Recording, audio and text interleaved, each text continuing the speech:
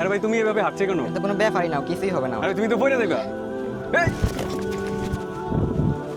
আরে ভাই তোমার বলছিলে না তুমি পড়ে যাবে, তুমি হেয়ার পরে এমন করলা কেন? ভাই আপনি আমাকে বাঁচাইলেন, না হলে তো আমি পড়িয়ে দিতাম।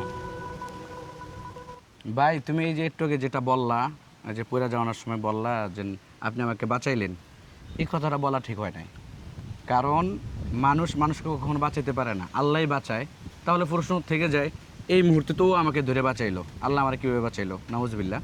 বিষয়টা হচ্ছে মানুষকে আল্লাহ তাআলা বিপদগ্রস্ত যখনই যা হয়, যেভাবেই যা কিছু হয় সব আল্লাহ তাআলার পক্ষ থেকেই হয়, আল্লাহ তাআলাই বাঁচায়। বাট ও হচ্ছে মাধ্যম, ও হচ্ছে মাধ্যম, আল্লাহ তাআলা ওর মাধ্যমে তোমাকে বাঁচাইছে, ও কিন্তু বাঁচাইতে পারে নাই।